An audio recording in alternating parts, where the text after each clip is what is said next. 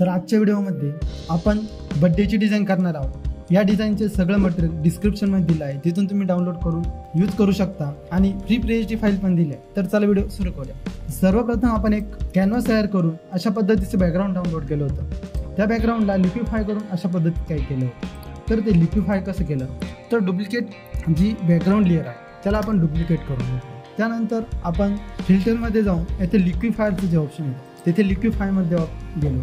त्यानंतर आपण इथे 4 नंबरचा हा जो क्लिअर क्विलिक टूल असं काही जो ऑप्शन आहे तो टूल आपण घेतला आहे आणि त्या ब्रशची साईज आपण वाढवून घेतली आहे आणि मधोमध फक्त क्लिक करून ठेवला आहे।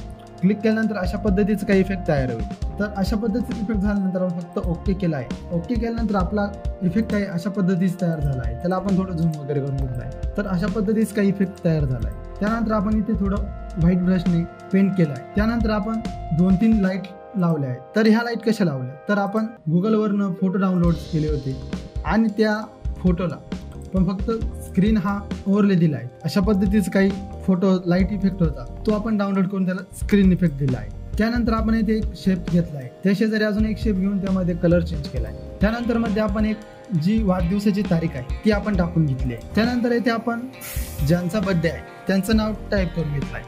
तर आपण डीजीचा जो फॉन्ट असतो तो डीजी कॅलिग्राफीचा 049चा जो फॉन्ट आहे तो फॉन्ट यूज केला आहे आणि त्या फॉन्टला आपण स्ट्रोक वगैरे दिला आहे। तर या पद्धतीने आपण स्ट्रोक वगैरे देऊन असा इफेक्ट तयार केला आहे। त्यानंतर आपण त्याला ग्रेडियंट कलर देण्यासाठी आपण एक नवीन लेअर घेऊन त्यावरती ग्रेडियंट कलर देऊन क्लिपिंग मास्क केला आहे। तर त्यानंतर आपण इथे 2 लाईन ड्रॉ करून घेतला आहे। तर खालची जी लाईन आहे त्याला आपण ऑपेसिटी कमी करून घेतली आहे आणि वरच्या लेअरला आपण फुल ऑपेसिटी ठेवली आहे। त्यानंतर आपण त्यावरती टेक्स्ट टाईप करून घेतला आहे। तर अनेक देवनागरी या फॉन्टमध्ये आपण हा टेक्स्ट टाईप करून घेतला आहे। त्यानंतर आपण इथे एक ज्यांचा बर्थडे आहे त्यांचा एक फोटो ॲड करून बॅकग्राऊंड रिमूव्ह करून घेतला आहे आणि त्यांचा दुसरा एक फोटो घेतला आहे जो शुभेच्छुक होता त्याचा फोटो आणि ज्याचा बर्थडे आहे त्यांचा फोटो आपण एक सोबतचा फोटो घेतला आहे आणि त्याचाही बॅकग्राऊंड रिमूव्ह करून घेतला आहे। बॅकग्राऊंड रिमूव्ह केल्यानंतर खाली आपल्याला अजून एक फोटो लावायचा होता, तर मध्ये अजून आपण एक लाईट लावून घेतली आहे। त्यानंतर अशा पद्धतीचा काही फोटो होता त्याचे बॅकग्राऊंड रिमूव्ह करून आपण अशा पद्धतीने प्लेस करून घेतला आहे। त्यानंतर इथे आपण एक स्लोगन टाकून घेतला आहे। तर हे स्लोगन आपण अनेक देवनागरीचा जो फॉन्ट आहे त्या फॉन्टमध्ये टाईप केला आहे। त्यानंतर खाली आपण 2 रेक्टँगल घेतले आहे। त्यानंतर त्यावरती उदंड आयुष्याच्या अनंत शुभेच्छा हा टेक्स्ट टाईप करून घेतला आहे। हा टेक्स्ट सुद्धा आपण अनेक देवनागरी या फॉन्टमध्येच टाईप केला आहे, फक्त खाली येलो कलर घेतला आहे आणि वरती आपण टेक्स्टचा कलर व्हाईट घेतला आणि बॅकग्राऊंडला डार्क रेडमध्ये खाली रेक्टँगल टाईप टाकला आहे। त्यानंतर खाली टेक्स्टचा कलर डार्क रेड घेतला आणि त्या खाली व्हाईट कलरचा रेक्टँगल टाकला आहे आणि खालचा जो शुभेच्छुक शब्द आहे याला आपण इन्फिनिटी फॉन्ट यूज केला आहे आणि येल्लो टेक्स्ट टाकला आहे। त्या खाली आपण अशा पद्धतीचा एक शेप ॲड करून घेतला।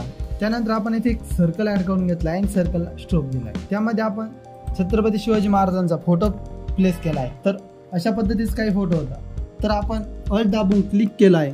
अल्ट दाबून क्लिक केल्यानंतर क्लिपिंग मास्क होऊन जातो।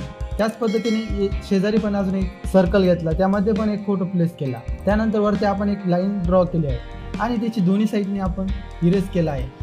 इरेज केल्यामुळे अशा पद्धतीचा काही इफेक्ट तयार झाला आहे आणि वरती खंडीराव महाराज प्रसन्न हा टेक्स्ट आपण टाकून घेतला आहे। त्यानंतर एवढं करून आपली बॅनर डिझाईन ही पूर्ण झाली। तर हा बॅनर तुम्हाला कसा वाटला हे कमेंट करून नक्की सांगा आणि असेच कोणत्या बॅनर डिझाईन तुम्हाला हवी आहे हे तुम्ही कमेंट करू शकता। तर असंच नवनवीन व्हिडिओ बघण्यासाठी व्हिडिओ लाईक करा आणि चॅनलला सबस्क्राईब करा।